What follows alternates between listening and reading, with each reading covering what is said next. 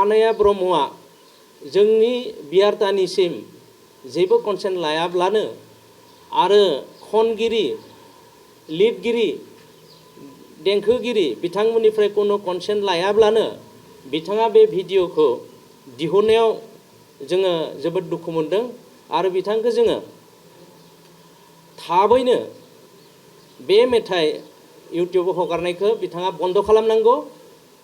इउटिउबनिफ्राय बिथाङा डिलिट खालामनांगौ। जोंनि बियारताया बिनि सायाव जोङो आयेनगत भावे जुदि बिथाङा जुदि बेनि खेत्रआव निमाहा बियाब्ला आरो बिथाङा जुदि जोंजों कनसार्न खालामाब्ला जोङो बेखौ जा जोंनि कपिराइटनि अथरिटि दङ बे हिसाबै जोङो आयेनगत भावे जोङो मुभ खालामनाय जागोन। मोनसे जाहोननि थाखाय जाय जाहोनाखि जोंनि बर' समाज आरो जोंनि बियारतानि जों साफ्रोमबो जोंनि मेम्बार्सफोरखौ दुखु होदों आरो दुखु जों दिनै फोरमायनो गोनां जादों, बाध्य जादों। बेखायनो जों दिनै बे मिडियायाव ओंखारदों। जों साननैनि आगोलाव दानि बर्तमान जाय मेथाइ महरगिरि हिसाबै ओंखारफुनाय आनाया ब्रह्म बिथाङा जिथु मेथाइ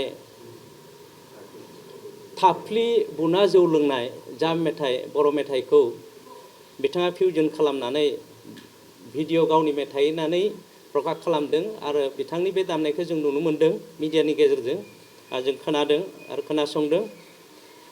जिहेतु बे मेथाइखौ जोङो जोंनि बियारतानिफ्राय थांनाय 2001 मायथाइयाव जों बेखौ गावनि अनसुंथाइ होनानै रैसुमै खबाम भलिउम 1 and 2 जोङो केसेट बानायदोंमोन। बै समाव केसेटमोन, डिस्क गैयामोन।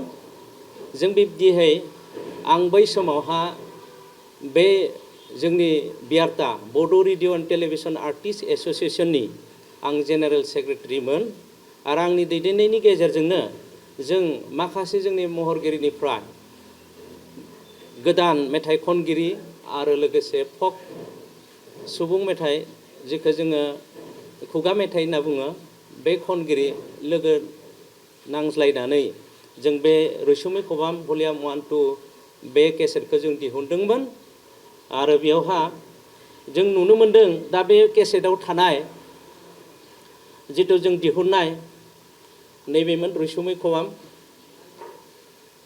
बे भलिउम 2 बे भलिउम 2 आव थानाय जिथु जोंहा बे खुगा मेथाइ खनगिरिफोरनि बेयाव कालेक्सन दङमोन 8टा मेथाइ दङमोन 8 जना खनदों।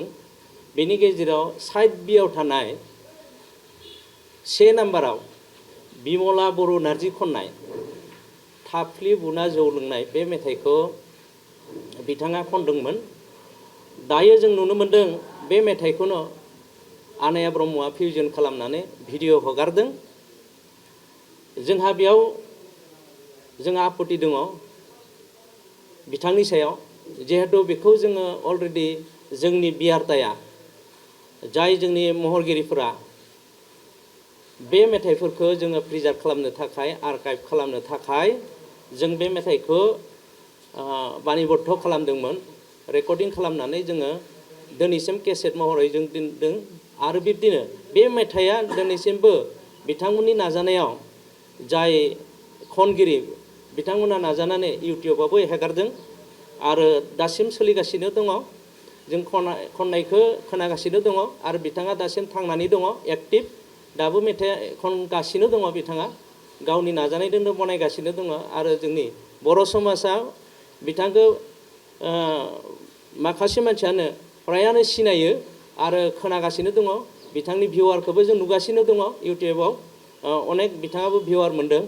बिब्दि खेत्रआवहा आनाया ब्रह्मआ जोंनि बियारतानिसिम जेबो कनसेन्ट लायाब्लानो आरो खनगिरि लिरगिरि देंखोगिरि बिथांमोननिफ्राय कोनो कनसेन्ट लायाब्लानो बिथाङा बे भिडिअखौ दिहुननायाव जोङो जोबोद दुखु मोनदों आरो बिथांखौ जोङो थाबैनो बे मेथाइ इउटिउबाव हगारनायखौ बिथाङा बन्द खालामनांगौ। इउटिउबनिफ्राय बिथाङा डिलिट खालामनांगौ नङाब्ला जोंनि बियारताया बिनि सायाव जोङो आयेनगत भाबे जुदि बिथाङा जुदि बेनि खेत्रआव निमाहा लायाब्ला निमाहा बियाब्ला आरो बिथाङा जुदि जोंजों कनसार्न खालामाब्ला जोङो बेखौ जा जोंनि कपिराइटनि अथरिटि दङ बे हिसाबै जोङो आयेनगत भाबै जोङो मुभ खालामनाय जागोन।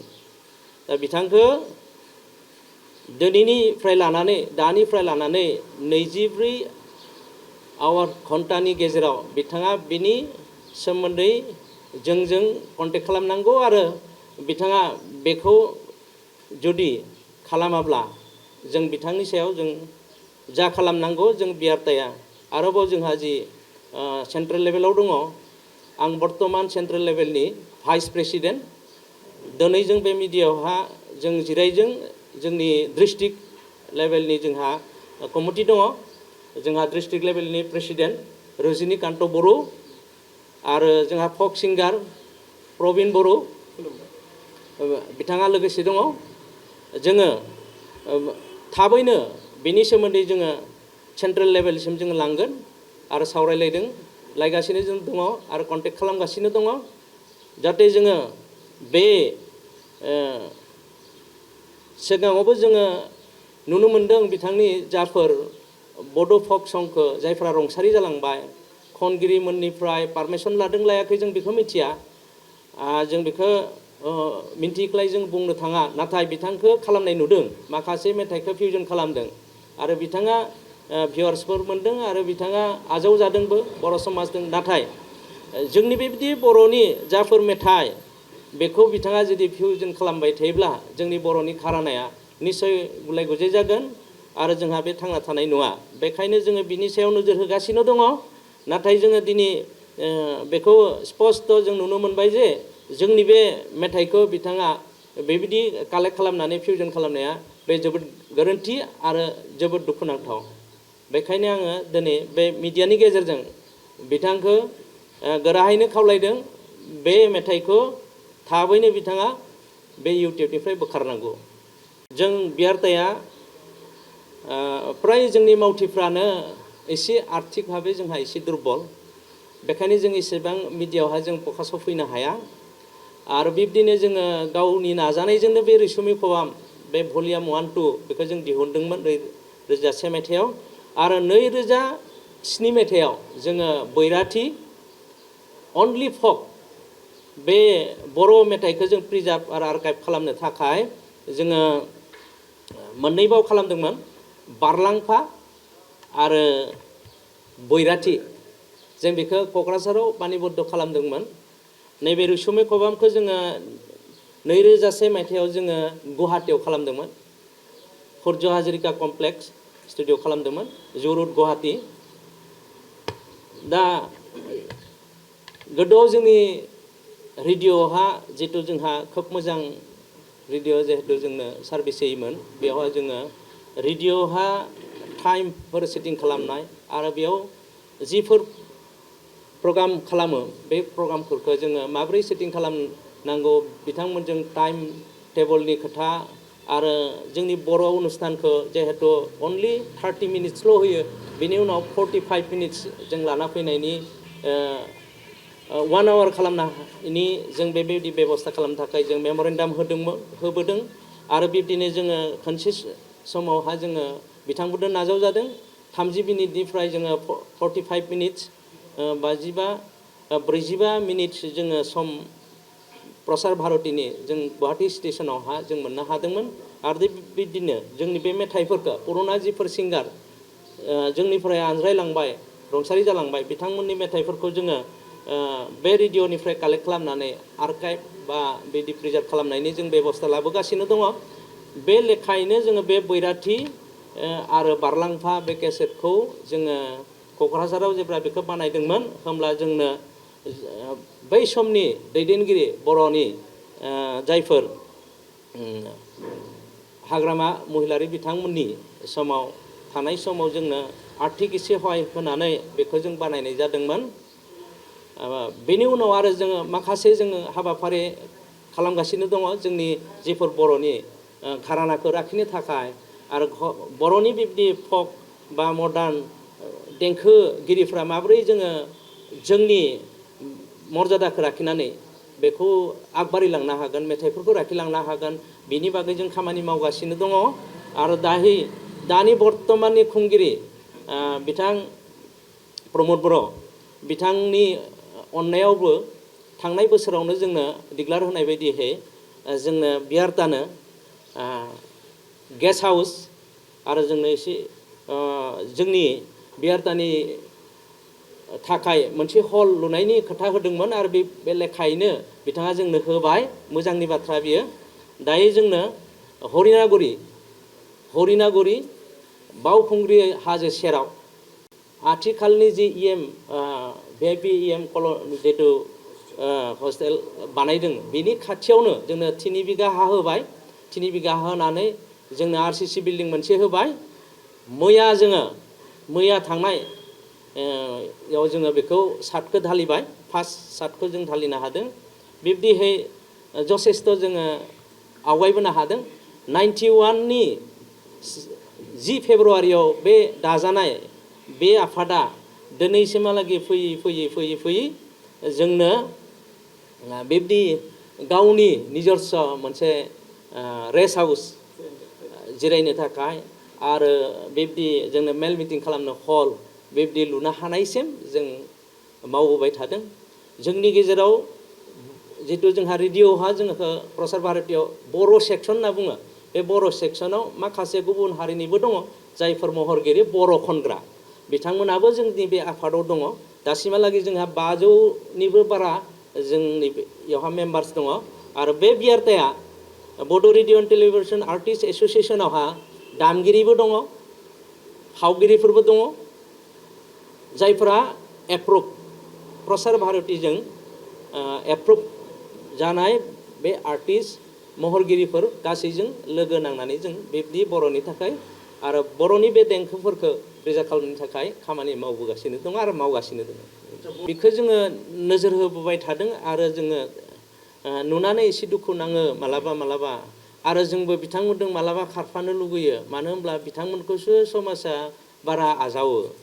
नाथाय जोङो मोनसे जिहेतु जोंहा बियारता होननाय जोङो दङ आरो जोङो एसे दा बैसो जानायखाय जोङो बेखौ बिथांमोनजों गोरोबफानानै बै भिउवार्सखौ बा बिब्दि आजावनायखौ लुगैनानै थांब्ला जोंहाबो गाज्रि जागोन बेखौ नुनानै जोङो एसे हमथा थादों।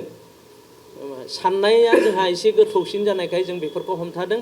बेखायनो जोंनि मेथाइफोरखौ जोङो जिफोर जों सोरजियो अनेक सोरजिबाय। आंनि बेलायावबो अनेक सोरजिबाय। बिथां धीरेश्वर बर' नार्जि बिथाङा अनेक सोरजिबाय, देंखो होदों, मेथाइ लिरदों। बिथाङा साहित्यजों जड़ित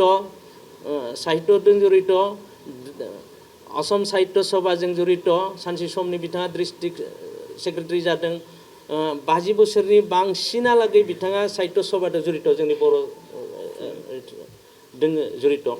गतिके बियो जोंनि थाखाय दायो जि बिथाङा गुबुनफोरनि मेथाइ जितु फिउजन खालामनानै खनदों आनाया ब्रह्म, दा बियो जोंनि जातिखौ गुबुनजों सरजाबफानानै बिब्दि गाज्रि जिफोर जों मिडियायाव नुनो मोनो गुबुनफोराबो जेबो खालामो बेखौ नुनानै जों दुखु नाङो। दा बिथांमोननि जितु सृष्टि बे सृष्टियाव बिब्दिया जायगा मोनामोन, एसे एदावलायनाया थायोमोन। नाथाय गाननाय जोमनाय जानाय लोंनाया बे मार्जितमोन। मोनसे हारिनि जि जोंहा दङ बे हारिनि बेखौ लाखिनानैसो जोङो मान मर्यादाखौ लाखिनानैसो जों सोलिदोंमोन आरो खालामबोदोंमोन आरो बिथांमोना बिब्दि खालामनानै गालांदों। दानि आथिखालनि जिफोर सिंगारफोर दङ, महरगिरिफोर दङ, फावगिरिफोर दङ, बिथांमोना जिबायदिहै बिथांमोना देखायनो सानो भिउवार्सनि थाखाय बे खिन्थु हारिनि थाखाय एसे खहा गोनां आरो इयुन जेनेरेसना जोङो दानि जिथु दङ बेनिख्रुइ बांसिन गाज्रि जाहैगोन बेखौ जों नुनो मोनदों।